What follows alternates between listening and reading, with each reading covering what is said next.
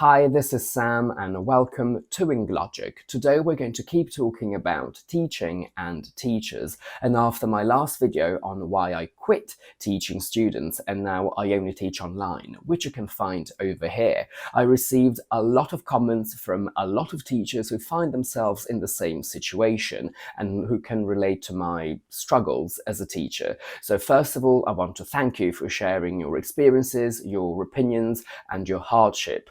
And I'm really glad that my video struck a chord with so many of you, well, so many of us, because it's great to know that we're not alone. Today's topic is very close to my heart because students always blame their teachers for their bad results, and that's exactly what we're going to tackle here.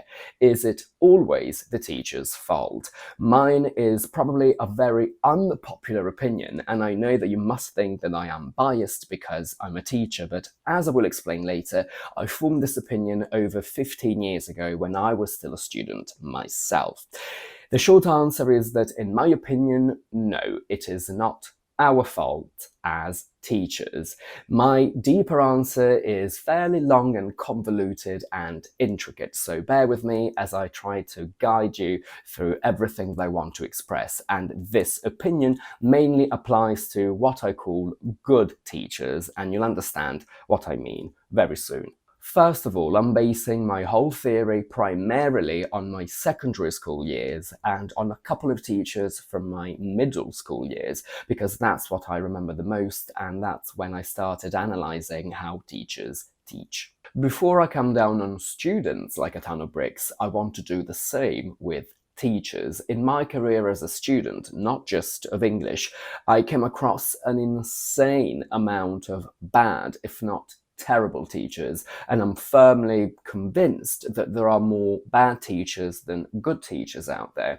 The amount of incompetent teachers that I had as a student is outrageous. I grew up and went to school in Italy, and it is shocking how once a teacher enters the state school system, it's close to impossible to get rid of them, regardless of how competent or incompetent they are, regardless of how good they are at actually teaching. Once they're in, they just don't come out unless they quit themselves. So basically, once they pass the first entry test, that's where meritocracy ends. There are no further tests or checks down the line to see if they can actually discharge their duties as teachers. Weirdly enough, I do not have much experience with other English language teachers outside my school years as a student, because as a teacher myself, I've only ever worked on my own.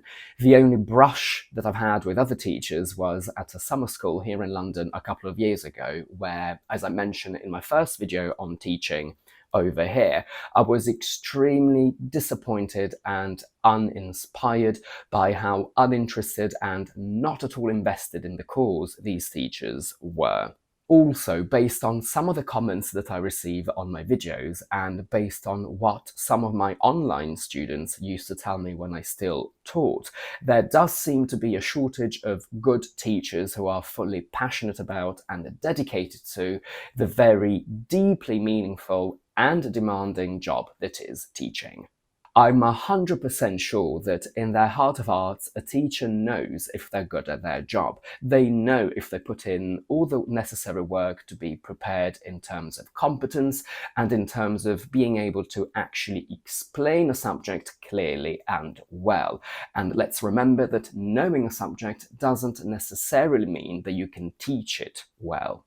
As you know, if you've been following my channel for a while, I do not mean that teachers should be clowns, and I perfectly understand that teaching is draining, which is why I quit. So I perfectly understand that maybe my teachers used to be better when they were younger, but by the time I had them, they'd gone off teaching. But I can only judge them based on what I received from them as a student, regardless of the potential reasons behind their behaviour. In order to give you a bit of context to my theory on teachers, I'll tell you how the Italian school system works and how I worked as a student. In Italy, you have three categories of school. You have primary school from the ages of 6 to 10, middle school from 11 to 13 and secondary school from 14 to 18. And in secondary school, that's where you choose the sort of specialization that you want. You can choose humanities, you can choose sciences. I picked languages, which were mixed with sciences. And the way we study is that we go through the same curriculum in each school group. So if we take history, for example, we start from the Big Bang to the modern days in primary school with very few details. Then in middle school, we start again from the Big Bang to the modern days with more details, and we do the same in secondary school with even more details. I will make a whole video on how much and why I resent the Italian school system another time, but now it's time to talk about some of the teachers that I had as a student. I grew up in Italy, so I learned English as a foreign language, and I have to say that I was fairly lucky with my English language teachers. Up to a point.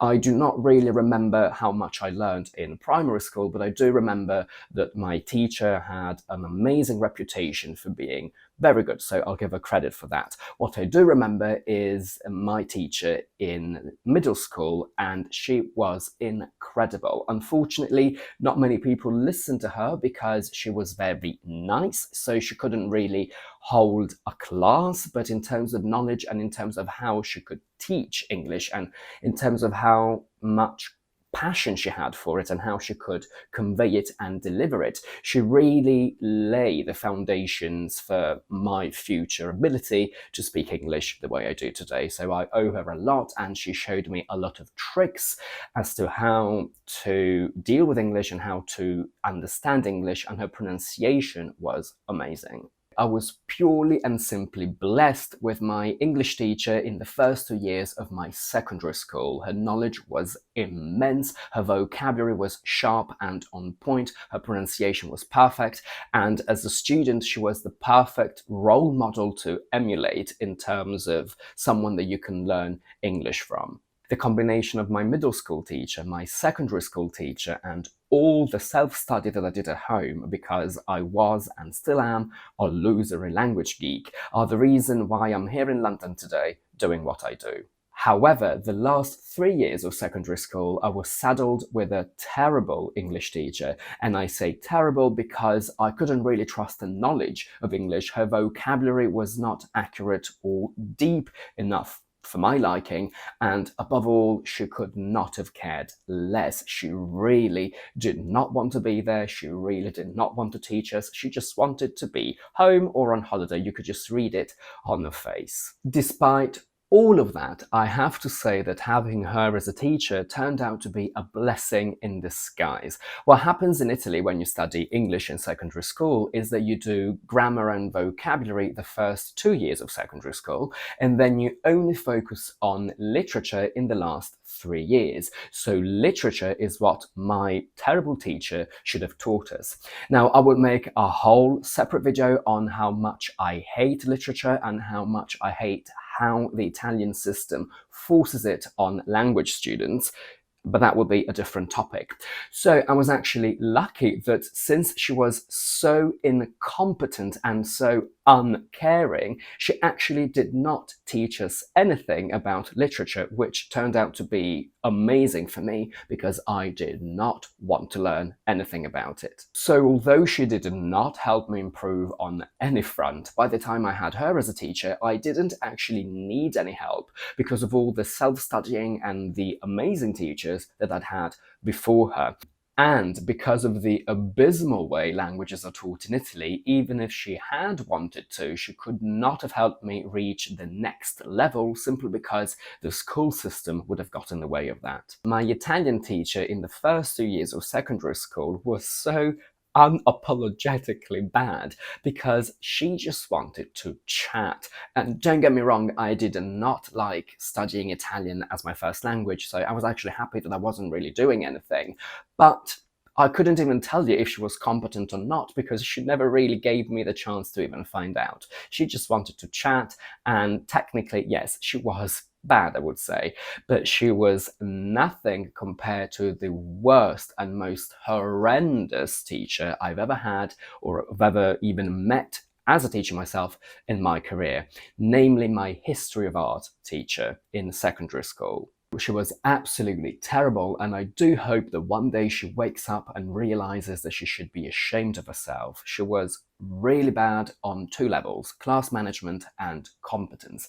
Now, I do not like history of art. I could not care less now, and I could not have cared less in the past. So I am not angry at the fact that she didn't teach me something that I would have wanted to learn. But I can tell that she really didn't know much about art, or at least she didn't really know how to teach it. I can't really remember her adding anything to what the book just said. I could tell that she liked art. She was personally passionate about it, so she really did like what she was teaching. But again, I can't really tell you that I ever felt that she actually knew what she was doing. Funnily enough, I had a conversation with a classmate of mine a while ago about this teacher, and she said that she's really grateful to her because of how good she was in terms of teaching and imparting knowledge, and how she opened her eyes to art. Now, I can't relate to that at all, but again, this is just my opinion. But what was the worst trait of her teaching career was class management. She was infamous for spreading terror, and that she did 100%. But don't get me wrong, she was actually very nice and friendly and personable. I don't really know how she did it, but maybe because she was so unpredictable and she had this reputation, we knew even before meeting her that we had to be on our best behavior. But it's not just being good and polite as students. She also fixated on very unimportant and irrelevant elements when she had to mark us, and she had to ask us questions, and she had to give us tests. What she required from us was really, really detailed and peculiar, and that's what made me feel extremely uncomfortable. Again, I can't quite explain what it is that she actually did, but she was absolutely awful. I'm very torn about my German teacher in secondary school.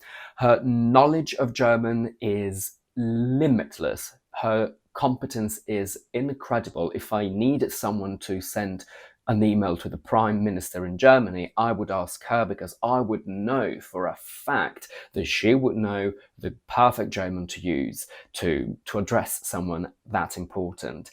The problem was that she had no patience, and I don't think she was suited to a secondary school. I think she should have worked at university, because she didn't really take the time to go over things twice, and she didn't fully explain grammar in a very approachable and understandable way for people that, like me, had never done German before. The way she operated was that once we saw a new grammar topic first of all, for her it was so obvious, understandably so, that I don't think she always explained it clearly enough for teenagers, at least. And also for her, once we'd seen it once, it was done and dusted, so she didn't want to explain it again, and she expected us not only to remember it, but also to use it correctly. Now, do not get me wrong. If you've been following my channel, that's what I keep advocating. As a teacher, it is my role to show you things once, but after that, what else do you want me to do? I can remind you of things, but that's where my job ends. So I do understand where she was coming from, but I don't think her approach was conducive to a healthy learning and teaching environment in secondary school. But at university, I think she would have been perfect. On a more positive note, the two teachers that I have the greatest respect for are my Spanish and my maths teacher, the last years of secondary school. Now, I know that you know that I like maths, so you might think it's a biased opinion, but it is not, because Spanish speakers out there, I'm sorry to say, I don't particularly like Spanish because I don't particularly like Latin languages. So this is a purely technical opinion. So although Spanish would not be my first choice as a language to learn, I have to give credit to my teacher for how amazing she was at teaching. First of all, her knowledge was immense, and what I appreciated the most was that you could just breathe it in the air that she loved Spanish. She had lived in Spain as well, and she just lived and breathed and ate Spanish all day long, and her passion translated into the way she taught it, because she really liked it so much that she wanted us to like it as much, and she wanted us to be empowered by speaking Spanish. So her approach was very friendly, first of all, and also she really wanted to teach it in such a clear way that we would understand it very easily and could use it just as easily.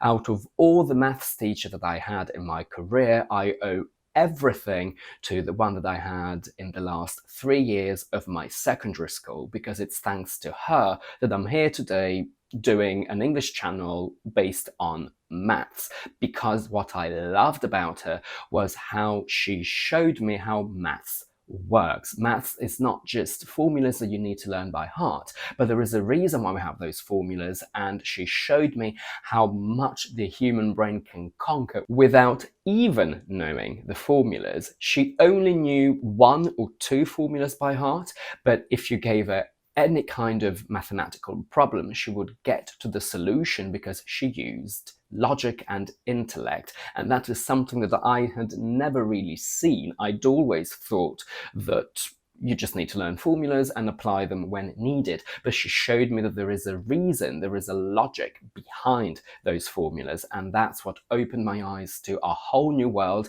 And I actually got into maths university because of her. Quickly, a little bit about me as a student. My only interests were languages, then maths, and all sorts of sciences, although I discovered and realized my love for sciences a bit too late in my school career. Everything else is just a black hole. I always say that I have a very ignorant mentality. I do not care about history, history of art, geography, philosophy, literature. All of these things we were forced to learn in school, and as I said earlier, I will never forgive Italy for forcing all of these things on me endlessly and relentlessly. Unfortunately, my brain simply cannot retain any information related to any topic that it's not interested in. I was the best in my class. I was the typical Hermione Granger of my class. I was the SWAT that knew everything about everything. But there was a big difference between the subjects that I liked and those that I didn't like. I do not believe in modesty, so I will very happily and freely say that I absolutely excelled, and still do, at the subjects that I'm interested in, which is languages and maths. Without really studying that much, I just absorb them very quickly. I can feel them in my bones. I don't know how else to explain it. Now, it's true that I did put a lot of work into taking my English to the level that it is today, but that is a level that my school could never really provide. So based on what the school gave me, I could have learned that without studying anything at home. Everything that I did do at home was extra things that I would never have been able to learn in school. As I said earlier, I had and still have no interest in any of the subjects, but unfortunately, I couldn't even bring myself to be bad at them, potentially just out of vanity. So the reason why I was good at them was that I was blessed with an amazing memory. When it came to history, philosophy, geography, history of art, literature, my brain simply could not have cared less, and I didn't actually understand what I was learning, what I was studying, because I was not interested. So I had to drill and drum all these concepts into my head through sheer memory, to the point where I would learn textbooks verbatim. And I clearly remember that when a teacher asked me a question about a specific topic, my brain could still see the exact page where that topic was talked about, and I would just start spouting out words like a machine gun without really knowing what I was saying, but that got the job done. And the moment I finished a test, my brain would automatically reset and forget everything. So today I don't really know anything about history or literature, and although it is an ignorant approach, I am happy that I have more mental space for languages and maths. All of this to say that apart from the terrible history of our teacher that I talked about earlier, I can't really judge any of my other history, philosophy, geography teachers because I never actually listened to them. During the lessons, I spent the whole time highlighting the important things in the textbooks that I would then have had to learn by heart at home. And this ties in perfectly with what I'm about to say about students blaming teachers, and this is where my convoluted theory begins.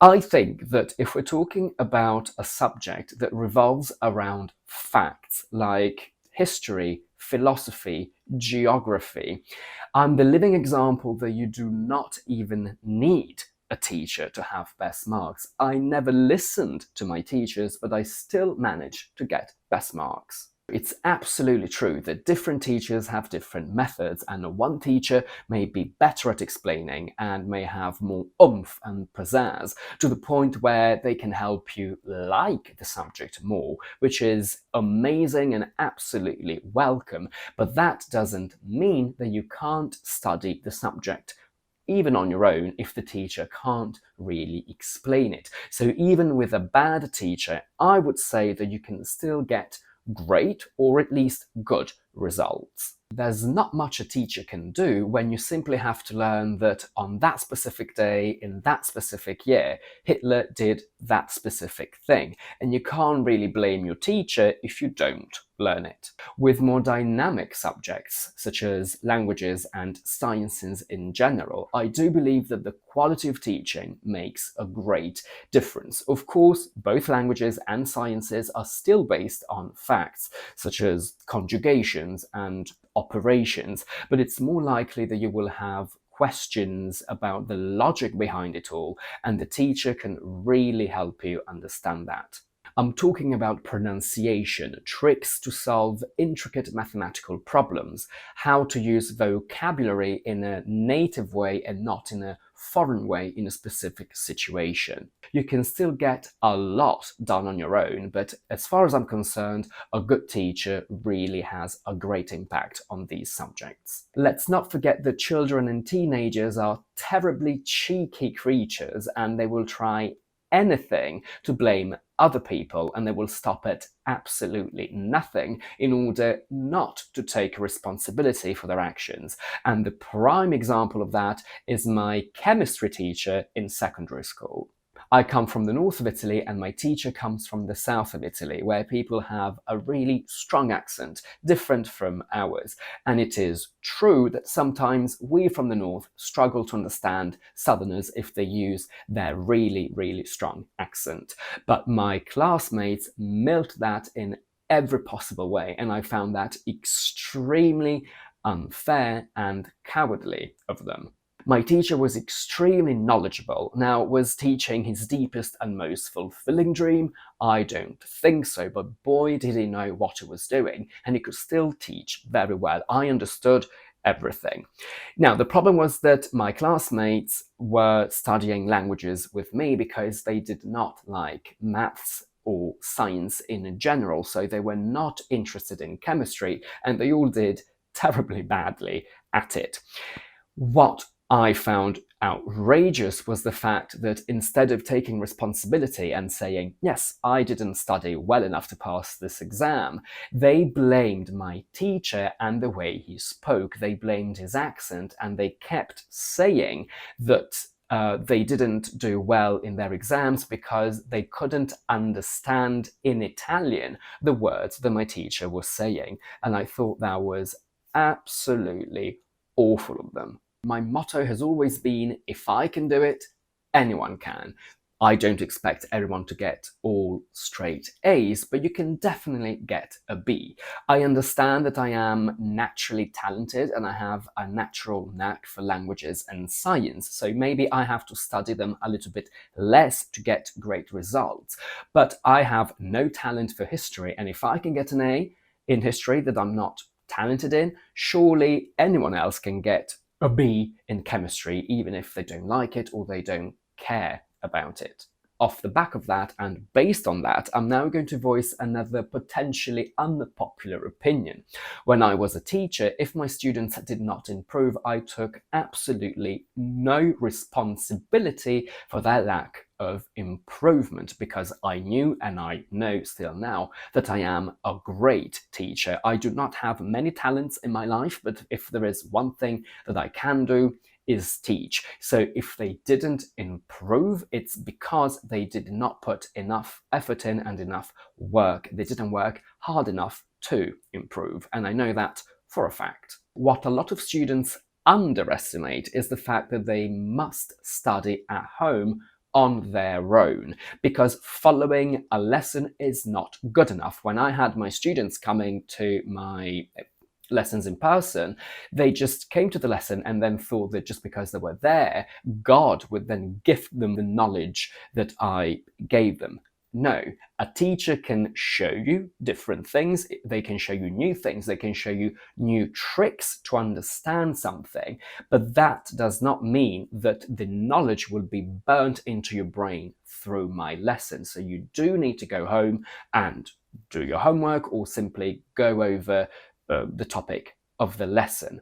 Unless you have such a natural talent for something like I do with languages. So when I was in school, I then did not need to study the things that I was taught in school. What I studied was extra things that no one ever taught me, but that's only because I wanted to be better for my own personal pleasure. And one thing that I really did not like when I had new students or potential new students was when they asked me how long it would take them to reach a specific level, because as a teacher, I have no answer to that. I know that especially online teachers will give you an answer, and they will say that in 5 weeks we will have covered all of these topics. Now, that does not mean that you will know those topics after those 5 weeks. The teacher can only tell you that in those 5 weeks they will cover these topics, but it's then up to you to actually learn them.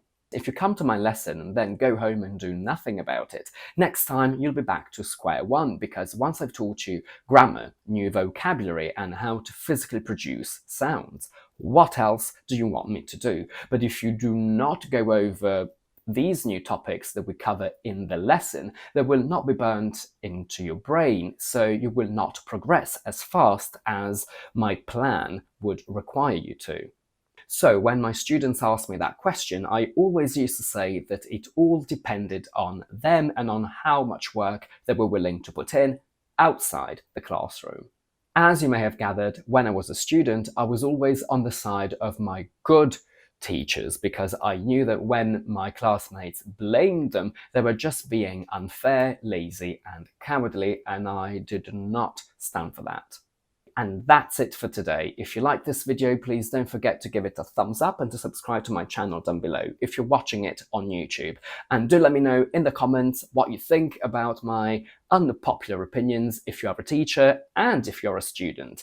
And based on your comments, I may then do a further video to expand on your questions and on what I said if I have enough material for it. In the meantime, I will see you on Tuesday with another explanation video.